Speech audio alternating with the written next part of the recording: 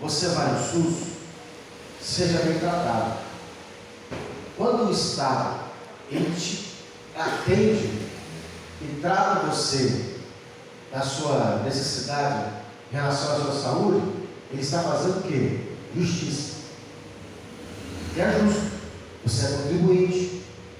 A máquina do Estado ela é para isso, para poder atender aquele que não tem poder aquisitivo.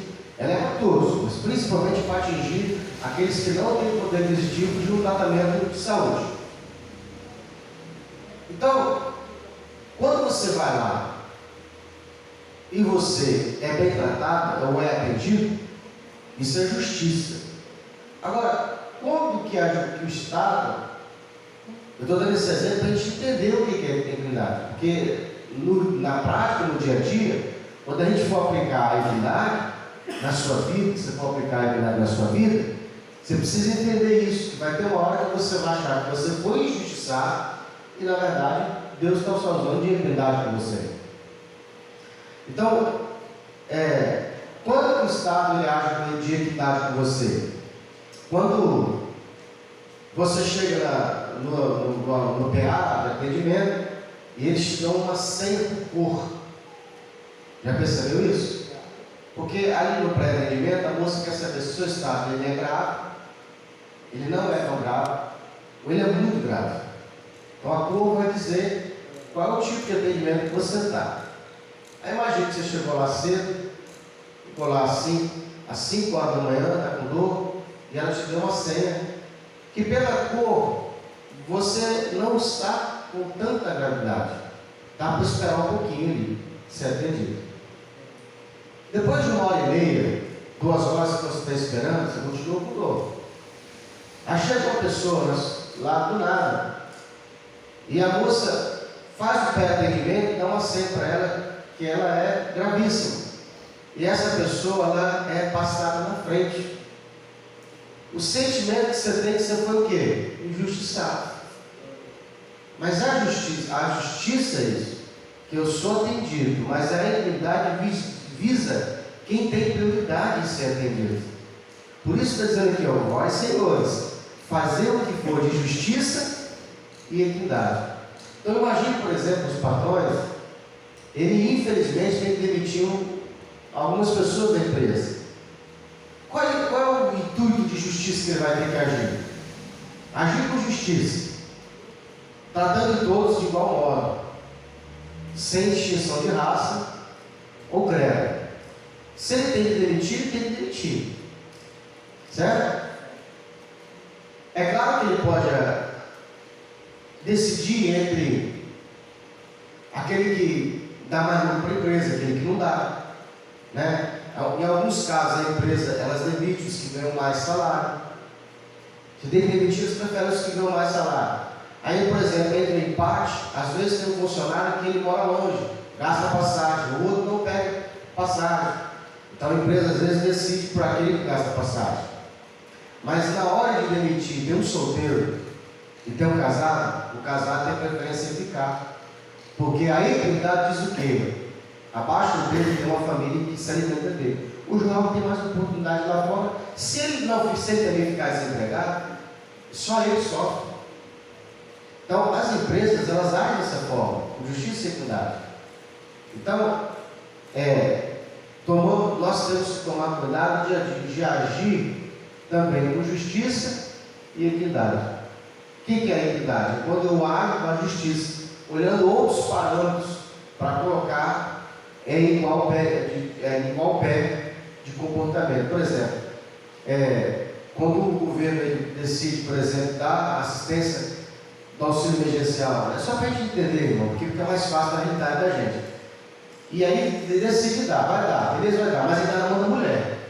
Por quê? Porque ele entende que a mulher, ela é mais fraca.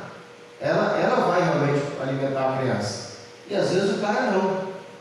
Né? Então Então, na hora de julgar, julga por esse caso. Eu lembro que a gente recebeu um aparato do governo, prefeitura, na verdade, houve a desapropriação de casa. E aí a prefeitura tinha que indenizar a gente.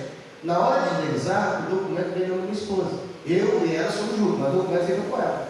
O nome dela. Por quê? Porque na hora de divisão, ela é a benfeitoria. Ela é que recebe, entendeu? Isso é equidade. Parece ser injustiça, mas é equidade.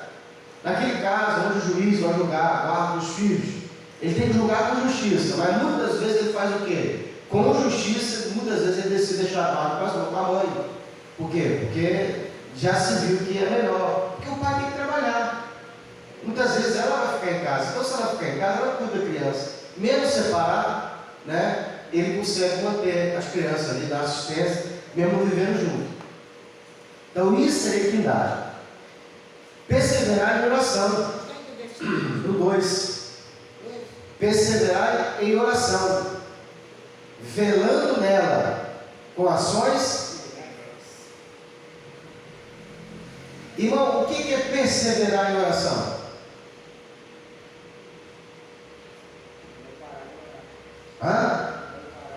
Nunca desanimar. Poxa, tem um mês que eu estou orando e Deus não responde. Continua orando. Persevera. Não desanima.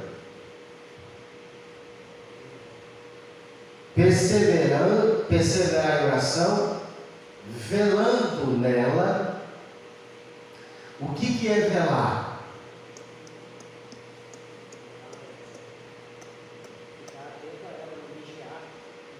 Isso, é só você levar de velório.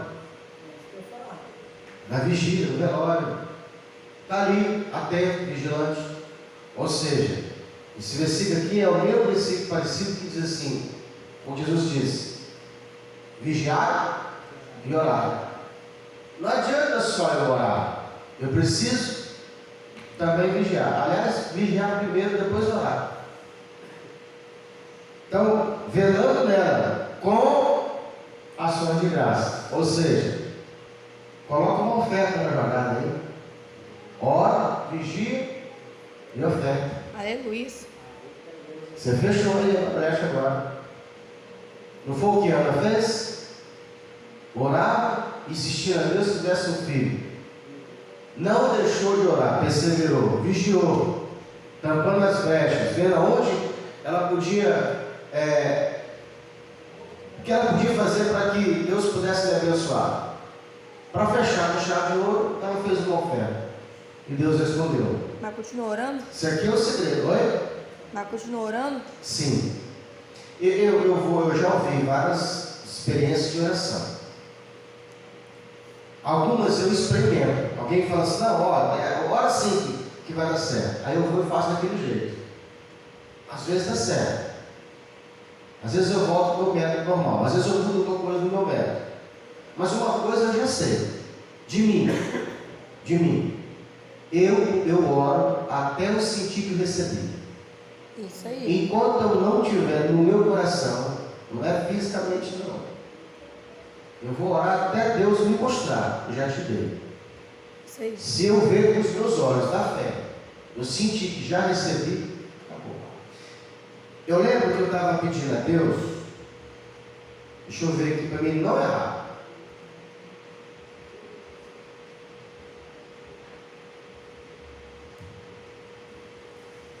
Deixa eu ver aqui para mim não errar. Eu estava pedindo a Deus para comprar um carro. Nem esse carro não, era os carros que eu estou lutando. E na vinda de lá para cá, no meu espírito, eu vi a imagem do carro. Nitidamente. De repente, o senhor viu a imagem? Não é. O senhor imaginou? Oi? O senhor veio assim, somente do nada? É. Com a experiência com Deus, você já sabe quando Deus te respondeu. Eu senti naquele momento, Deus me deu. Eu só fechei o olho e falei assim, obrigado, Senhor. Recebo. Pronto. Depois ela se materializou. Tem um outro negócio aí para contar, deixa eu só chegar do mercado dos céus que eu te conto para vocês. Está descendo, chegando aí pelo correio dos céus. Eu orei a Deus, e Deus já me mostrou que eu recebi, agora eu estou materializando ele, e a hora que ele chegar eu conto para vocês. Esse aí, irmãos, assim, é violento, tá? É um mistério tremendo. Eu nunca recebi algo tão grande como esse que eu pedi agora a Deus. não vai ficar só entre vocês, não. O negócio vai glorificar o nome de Jesus mesmo. Estrondar. É coisa grande. Eu acho que eu tenho certeza que das coisas que Deus me deu, essa é a maior. Glória a Deus. Orando também juntamente por nós quem? Os apóstolos, os pastores, os líderes, para que Deus nos abra a porta da palavra, a fim de falarmos do mistério de Cristo, pela qual estou preso também. Eu vejo que algumas pessoas não entendem isso aqui. Você se sente preso a Cristo? Ou você consegue ver você tendo uma vida fora paralela a Cristo? Eu não consigo viver fora da presença de Deus. Irmão, já imaginou uma vez? Eu já cheguei a achar assim, tendo um carro na igreja, se eu perder o carro, acabou. Já passei por essa experiência. Depois que eu cresci e amadureci no Senhor, eu vi que isso não é nada. Se isso aqui acabar, isso define quem eu sou. Eu vou continuar servindo a Deus. Eu vou procurar uma igreja bem pequenininha, um pastor bem humilde, para me colar com ele, para me servir de auxiliar. Não vou nem falar que era pastor. Eu falo assim, não, estava meio afastado aí da igreja. Só quero uma oportunidade aí. Me deixa aqui, ajudando em barriga aí. Você é o melhor auxiliar que ele tiver lá dentro. Oi? Eu sei que vai dar problema, né? Porque quando eu começar, ele me deu uma brecha para ensinar, eu começar a abrir a boca. A não ser que ele não tenha esse talento, tem uma visão humilde, né? Pensa assim, pô, vou usar esse cara aqui para mim. Mas também, não que eu queira isso, né? A gente brinca, que na verdade que não tem como voltar para trás. Não tem como voltar para trás. Então muitos não estão se vendo presos a Cristo. Ele faz plano fora de Jesus. Como que você que é escravo, você que é prisioneiro, está fazendo um plano fora de Jesus? Se você fizer isso aí, você é fugitivo. Você vai ficar fugindo desse mundo aí que não maluco aí, errando a porta, batendo a cabeça, né? Que nem um doido aí, que não é um barrido.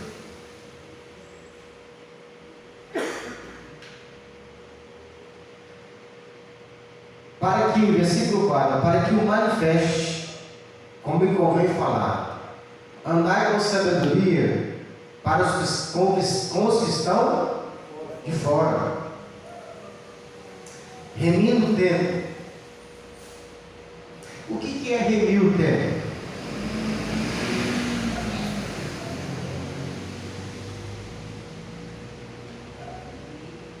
O que é remir o tempo?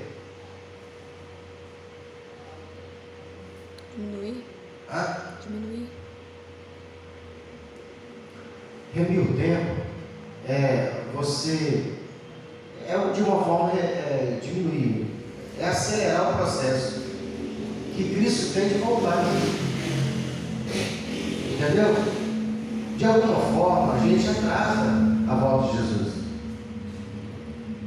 Não que isso atrapalhe as obras do plano de Deus, porque Deus está na eternidade. Minutos, horas, segundos e anos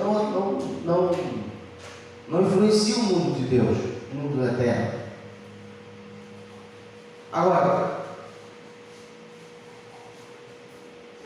vai atrapalhar para nós, porque aquilo que eu colheria agora, eu vou colher daqui 30 anos.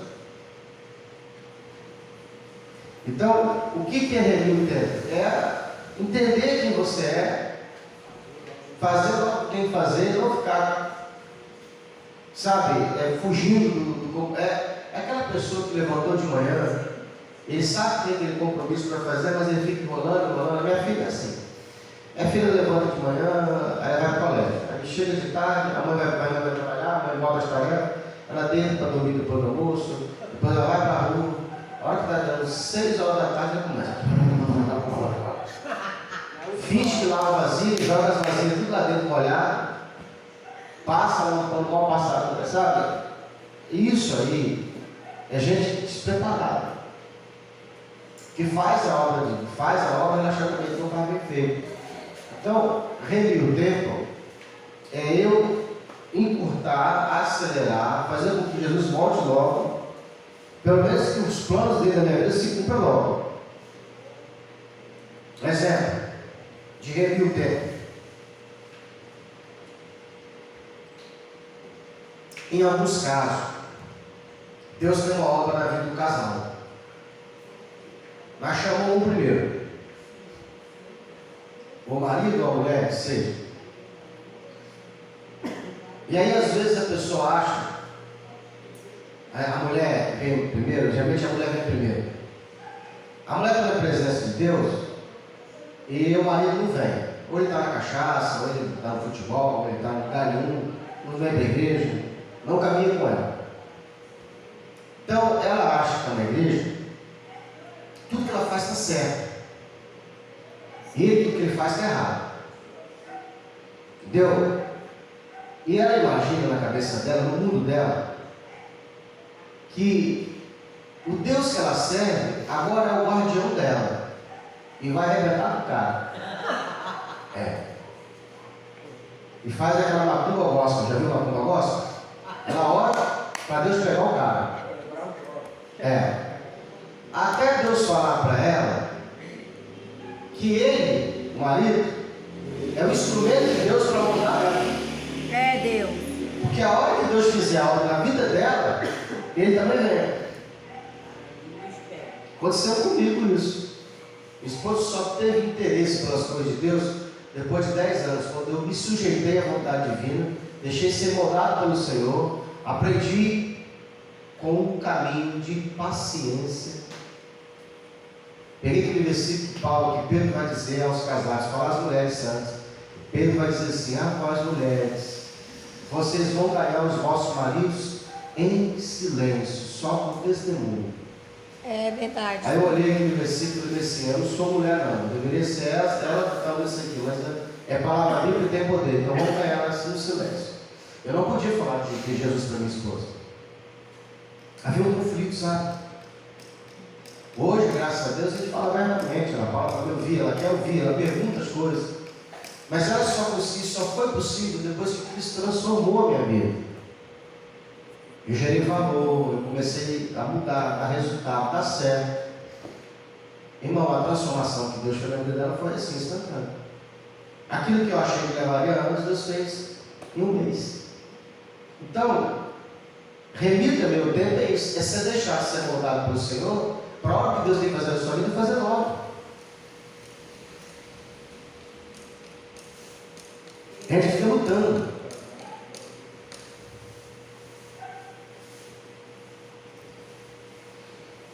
Andar com sabedoria para os que estão de fora. Às vezes a igreja não tem sabedoria como de fora, né? Remir o tempo. A vossa palavra seja sempre agradável, temperada com sal, para que saibais como vos convém responder a cada um. O que é uma palavra temperada com sal? Sabor, né? Salgado, sal, dá um sabor. No ponto, né? Bem temperada, mas não salgada, no ponto. Ou seja, nem sem sal, ou seja, nem sem paladar, nem muito. Deus é bom, Deus te tem, Temperança. né? Deus é amor, né? Essa é a palavra de Sousa, Isso aí. né? Agora, você vai para o inferno, está amarrado a cadeira, também está no salgado. Entendeu? Hoje eu ouvi uma live, e aí a pessoa ela tem uma palavra temperada com sal, tem muita sabedoria no que fala. Às vezes, irmão, essa palavra temperada com sal é uma palavra que você coloca no meio. É quando você dá uma repreensão a uma pessoa, mas dá uma palavrinha ali no meio, tá? Bota uma gulosema no meio para poder dar uma aliviada. Tipo assim: olha, se você não se converter esse seu caminho, existe um caminho perigoso para você. Esse caminho vai te levar você para a morte. Você pode perder a salvação. Não faça isso, você é amado. Você deu uma palavra salgada. Se você fala que ele vai para o inferno, você estragava tudo. Mas no final você fala assim: não faça isso, você amar, Deus te ama, Ele não quer te perder. Opa! Entendeu? Então, mano, quem mais aprendeu isso aqui de nós ali fui eu, porque o homem que tinha a palavra salgada era eu. Grosso. Algumas pessoas você tem que continuar sendo grosso. Para tirar, para manifestar dela o vitimismo. Tem gente que é muito vitimista, entendeu? Ai meu Deus, dá uma pancada logo, porque a pessoa ela tem que ser, né? Pra frente, Fica chorando o tempo todo, reclamando da vida. Ele era assim, né? A Brenda está melhorando, não, Brenda? Tanto levar. Ainda preciso ainda, né? Mas Está melhorando. estou melhorando. Tanto levar dele. Você já perceberam isso na vida de vocês? Lembra dos personagens que eu falei que era vida real? A vítima, o vilão, né? Quem lembra? O mocinho, o herói. De vez em quando eu conto o herói do carro. Tá. E ele, bom, mais ou menos. Paga mais a senhora, dinheiro ou cartão? Dinheiro. Cartão deu me livre. Por quê? Não deixaram, meu filho. Não paga dinheiro no cartão. O que é? Nada, eu tenho um filho. Vira e mexe, me liga, eu fico com dó, sabe? Me liga de madrugada, eu tenho que pegar para chamar o Uber, levar meu cartão embora. Eu falei assim, e não dá para falar que não tem? Não dá para falar que não pode, que não vai chamar? Mas eu não consigo, sabe? Fico com dó. Aí é o que? A pessoa quer salvar todo mundo. É melhor ser produtor. Aquele que você escolhe o seu papel, você está, né? Pode falar não, irmão. Tão bom você falar não. Ou aquela personagem, a antiga gata boalheira, sempre a injustiçada e a criticada. O vilão. Tem aquele que aonde ele vai, ele é o vilão da história. Ele chega na empresa, ele bebe lá. A minha irmã não igual casa para o rapaz que ele é vilão. A família paga o aluguel para ele não morar junto com a família. Esse cara é vilão, hein? Não, ele aonde ele chega, ele é o vilão da jogada. Não, por quê? Por que a família está fazendo isso? Porque não aguenta, bicho, morar com o cara com a pessoa. Aonde ele chega, ele sabe, ele consegue destruir. Então nós temos a vítima. Quem é a vítima? A vítima fica procurando o herói para salvar ela. Tipo a Lois Lane, que vive olhando para o lado, quando vê se o super-homem está perto dela, poder chamar. Super-homem!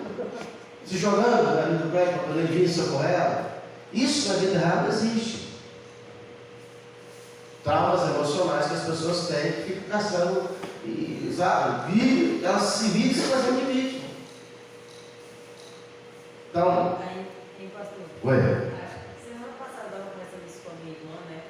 E eu falando sobre isso, que se tem uma coisa que eu odeio, Deus me perdoe, que eu odeio na pessoa, é o tal do vitimismo.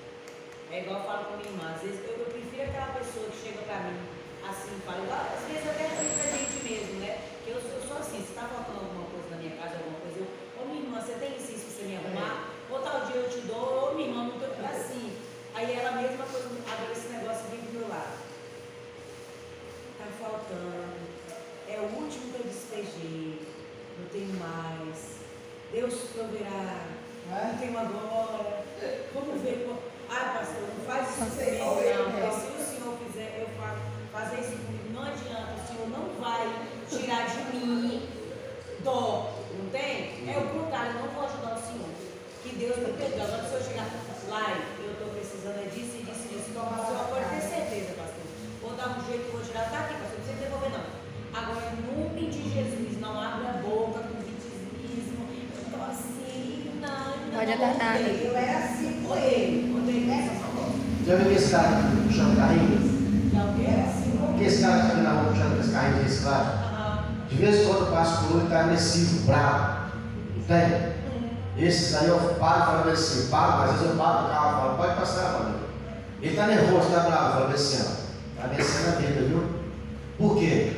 Ele está bravo, está nervoso, mas não está ali com carinho de triste, para todo mundo ter dó dele e der empurrando o carrinho. É isso aí. Se é um vitimista ali, ele faz. Nós vimos um assim, foi Entendeu? Então, esse tipo de gente tem que pegar logo. É vitimista, não adianta. Vamos lá. Tiquico, irmão amado e fiel, ministro. Tiquico, irmão amado e fiel ministro, e conservo no Senhor, vos fará saber o meu estado. Paulo, boa parte das cartas que Paulo escreve, ele escreve no cárcere. Então, ele recebia algumas visitas de alguns obreiros, e era esses obreiros que levavam essas cartas para ser lidas nas igrejas. Então, Paulo, por exemplo, escreveu uma carta aos Colossenses, era lida na igreja, depois essa carta era lida em outra igreja, depois lia em outra igreja, depois as cartas das outras igrejas, elas iam rodando. Então, foi assim que Paulo foi doutrinando as igrejas. Então, e hoje a gente tem acesso a essas cartas. Então, ele na cadeia, ele escrevia, dando orientação à igreja de Colossenses, ela era lida lá, depois esses obreiros, eles saíam com as cartas e liam elas em outros lugares. E assim Paulo podia doutrinar as igrejas, mesmo não estando presente, mesmo estando preso. Né? Se ele fosse um vitimista, ele fazia o quê? Estou preso. O senhor colocou aqui, não posso fazer nada, estou preso. Quem quer fazer, faz. Quem não quer, não desculpe, irmão. O qual vos enviei para o mesmo fim, para que saibam o vosso estado e console o vosso coração. Juntamente com Onésimo, amado e fiel irmão, que é dos vossos, ele vos fará saber de tudo o que por aqui se passa. Aristarco, versículo 10, do capítulo 4. Bota o dedinho para não perder. Que está preso comigo. Aristarco, que está preso comigo, vos saúda. E Marcos, o sobrinho de Barnabé, acerca do qual já recebeste mandamentos. Se ele for ter convosco, recebei. Por que Paulo está falando isso aqui? Se o irmão for ter com vocês, recebei. Porque era comum na igreja de Cristo, em que Paulo congregava, em que Paulo pastoreava, em que Paulo estava ensinando, se filtrarem falsos irmãos, fariseus, que discordavam da doutrina que Paulo ensinava e vinha com falsa patente, se apresentando para poder doutrinar a igreja, tomava a igreja de assalto, e aí contaminava os irmãos. Então Paulo está dando a orientação para a igreja, para quem eles deveriam receber. Eles eram mais fechados. Muito mais fechado. Era um grupo mais fechado, não era aberto assim, qualquer um entra. Na verdade, aqui qualquer um pode entrar, mas acesso não vai ter. Nós já estamos aqui, né? No começo tinha isso aqui, né? A gente chegava, deixava o irmão ficar à vontade, dava a palavra. Mas por quê? Eu queria ver até onde isso ia dar. Porque às vezes eu imaginava que teria pessoas que eram pessoas boas que queriam uma oportunidade. E se tivesse essa oportunidade aqui, ia ficar conosco, ia juntar, ia somar. Mas com o tempo não foram ficando, aí eu falei, tá bom, não tem mais oportunidade. E você vai ver que às vezes a pessoa se aproxima, quando ela vê que não tem oportunidade, ela vaza. Você vê que isso existe até hoje. E vai continuar assim. Quer vir? Quer. Se arrependeu? Fica ali conosco. E se o patente for maior, fica mais tempo de banco. Para mostrar que está arrependido de verdade.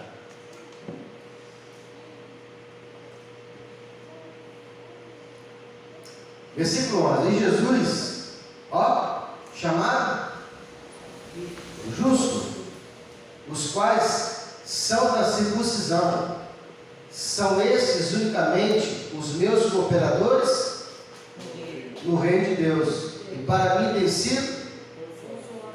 Versículo 11. E Jesus, chamado o justo. Viu que não tinha só Jesus no Cristo?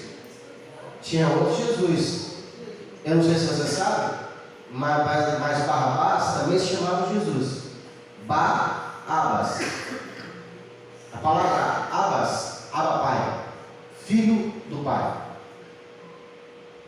Então, Jesus, filho do Pai, Barrabás. Jesus, o Cristo. Pode perceber que Pilatos pergunta: qual desses vocês querem que eu crucifique? O Jesus chamado Cristo ou Barrabás? Entendeu? Tem algumas outras coisas acerca disso aí também, que a gente vai ouvir algumas pregações antigas, eu mesmo já ouvi, de que a cruz não era de Jesus, a cruz não era de Jesus, era de Barrabás. E aí Jesus teve que pegar a cruz de outro, e por isso não era o tamanho dele, e ele foi esticado para caber na cruz ali. Eu vi um pregador famoso fazer isso, não é isso não. Outro mora com mais paciência, vou mostrar para vocês o que de verdade aconteceu. Para matar Jesus, tinha que matar pela lei. Eles invocaram uma lei antiga, que alguém que dissesse acerca do templo, mal do templo, ele deveria ser arrancado uma madeira, uma coluna da casa dele.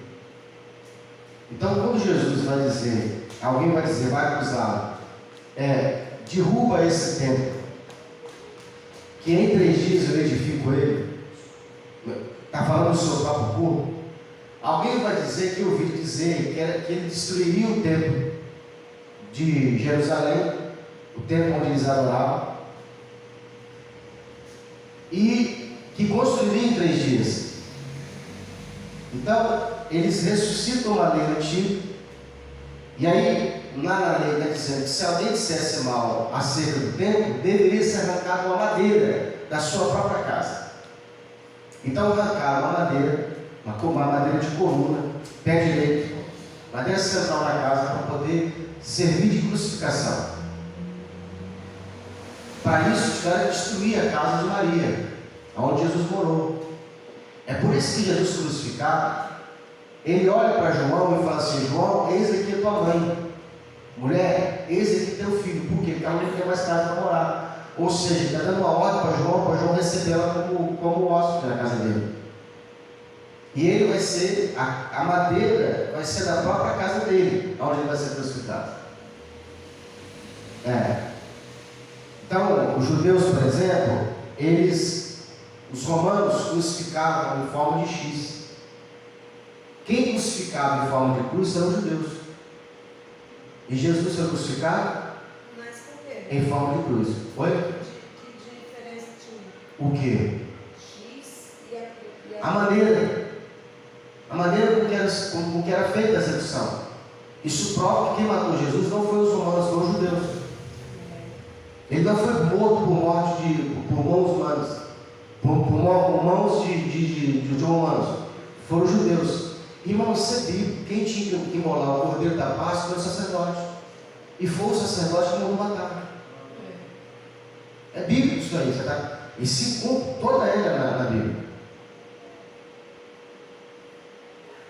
Então, está vendo aqui, ó, versículo 11, e Jesus chamado o justo, os quais são da circuncisão, são estes juntamente os meus cooperadores no reino de Deus. Para mim tem sido consolação. Saudai-vos, Epáfras, que é dos vossos servos de Cristo, combatendo sempre por vós em orações, para que vos conserveis firmes, perfeitos e consumados em toda a vontade de Deus. Eu acho interessante Paulo falar assim: combatendo sempre em vossas orações. Irmão, deixa eu falar uma coisa para você aqui, que talvez faça diferença para você. Quem aqui tem um chamado de oração? Ora bastante. Conta orar O dia normal? Fica ali 3 horas de joelho, 5 horas de joelho, 6 horas de joelho, na madrugada fica 3, 4 horas de joelho. Eu vou orando durante o dia. O tempo todo. Por que eu estou perguntando? Fora as pessoas que têm esse dom, essa chamada, que é um ministério, não espere que o seu corpo tenha vontade de orar. Ninguém levanta de manhã, rapaz. Nossa, que vontade de fazer oração agora. Vou dobrar o joelho agora. Aliás, eu vou até fazer um jejum também, uns 3 dias, né? Estou morrendo de vontade. Não tem isso, nosso corpo ele não quer isso. Por isso, toda a operação espiritual ela é uma batalha. Combatendo convosco em orações. Então, se você quer ter uma vida de oração, leitura bíblica e jejum, você vai ter que se esforçar. Não espere que isso vai surgir e que você vai sentir vontade, vai dobrar o joelho e vai ficar ali, não. Aliás, isso é um exercício. Você começa com 15 minutos, 20 Disciplina, minutos, né? meia hora, depois 1 hora. Eu falo, eu sou a pessoa que eu oro o dia todo, mas eu não fico de joelho muito tempo. A não ser que eu esteja realmente numa batalha espiritual, em que eu sinta no meu espírito, não na minha carne, no meu espírito, uma angústia que me leva a ficar de joelho e orar. Geralmente eu oro com propósito. Se eu tenho um propósito aqui, eu vou orar até alcançar aquele propósito. Aí às vezes eu levanto na madrugada, às vezes eu entro em contra-estação, aí às vezes você fortalece com o jejum. Pastor, o jejum é para quê? Para poder ficar mais santo? Não. O jejum ele é uma disciplina do corpo. Se você jejuar, você coloca o seu corpo em submissão. Vou falar um negócio aqui que vai até machucar um pouquinho vocês, mas eu vou falar. O jejum, ele não pode ultrapassar a fome. Eu vou jejuar até eu sentir fome. Se passar disso aí, é pecado. Viu? Eu falo uma coisa e já sei que vai dar horroroso. De novo, eu vou abrir o jejum, certo? Abrir o jejum. Primeira coisa que tem que saber se é fome ou se é sede. Então, jejum, eu vou beber água. Porque jejum tem jejum total e jejum parcial. O jejum total é quando você está num propósito que você também não quer beber água. Aí a sua limitação é menor. Você não vai conseguir ficar muito tempo. Você não vai sair do zero e ficar 3 dias sem beber água e jejuar, não. Quem consegue ficar 3 dias de jejum sem comer, sem beber, é quem já está fazendo isso constantemente, porque o corpo já acostumou. Por isso que eu te falei, jejum é para disciplina do corpo. Então, você vai começar do zero. Abrir o jejum agora. Você vai tomar água, só água. Vai chegar um momento que você vai sentir fome. Você consegue identificar o que é fome? Se você se identificar o que é fome, ai, pastor, passou aqui agora na minha cabeça comer um x-tudo. Não é fome não, meu irmão. Não, Você deseja a fome. Você vai sentir vontade de comer o que tiver na sua frente. Exatamente. Quando você perceber que você está com fome, dobra o joelho e entrega. Eu fosse você, eu perguntava por quê? Porque a Bíblia diz que todo sacrifício já foi feito no corpo de Cristo. Você não pode mais sacrificar o seu corpo, porque isso é pecado. Pegou? Eu tenho que entrar num propósito, porque quem me garante a vitória é o sangue de Jesus. É Cristo, não é o jejum. Então eu vou jejuar? Vou. É bom? É ótimo. Para tudo. Não existe efeito colateral no jejum. Mas eu não posso jejuar com fome. Porque esse sacrifício é pecado. Nenhum sacrifício na carne eu posso mais. Porque se fosse assim, irmão, a gente devorava cabrito e boi. E a gente não faz por quê? Hã? Sim. Por exemplo, na hora que as crianças eram apresentadas no templo, eram feitas duas coisas. Apresentada e eram oferecidas duas ofertas. Uma oferta pelo pecado e a outra por santificação. A oferta pelo pecado você não precisa trazer mais, porque Cristo é a oferta pelo pecado, mas por santificação você tem que trazer. Quem entendeu? Então, vai apresentar a filha dele. Pela lei, ele deveria trazer duas ofertas: uma pelo pecado e a outra pela santificação. Depois você vai na Bíblia. Eram duas ofertas. Como Cristo já foi oferta pelo pecado, essa você não precisa mais trazer. O Senhor traz a oferta pela santificação pela criança. Para abençoar a vida dela. Oi? Uma oferta. Quanto você acha que sua filha vale? 10 reais? Entendeu? Mas aí se a gente for ver realmente pelo que os nossos, no caso, os nossos filhos valem, Mas o que você quer? Você quer um futuro brilhante para ele? Faça uma oferta. Pastor, eu não fiz ainda não, eu não sabia. Então faz agora. Ora a Deus, irmão. Mas a gente pode, assim, tipo, porque se você for olhar, um filho. Vale a pergunta. Aí, assim, um filho vale muito. Eu posso pegar aí e dividir essa oferta e dando aos poucos, por exemplo. Hoje eu vou dar 100, amanhã eu dou, se eu tiver, eu vou dar 1000. Bota o valor, né? Quanto você acha que vale seu filho? Um cabrito? R$1.000? Isso aí, irmão, essa oferta que eu estou falando é o seguinte. Vou tornar mais profundo nisso. Tem muita criança que está desgarrada no mundo das drogas, no mundo da criminalidade, e são crianças que o pai nasceu dentro da igreja. Por causa disso, quando você faz isso, você faz o que? Anula todo o efeito mal que traz essa criança de volta para a sua posição. Entendeu? Eu não estou falando de valor, não. Todo mundo dá R$5.000, não. Eu estou falando para você orar a Deus e falar: Senhor, eu quero fazer uma oferta pela vida do meu filho. E você vem e traz a oferta. Está na Bíblia, só que as pessoas elas fazem o quê? Só apresentam e não trazem a oferta. Eu poderia tirar para você o versículo que diz que ninguém chega diante do Senhor com uma vazia. Está escrito isso na Bíblia: ninguém compareça perante o Senhor de mão vazia. Você veio apresentar seu filho de mão vazia? Entendeu? Melhor que não fizesse. Pastor, eu não sabia disso, não é?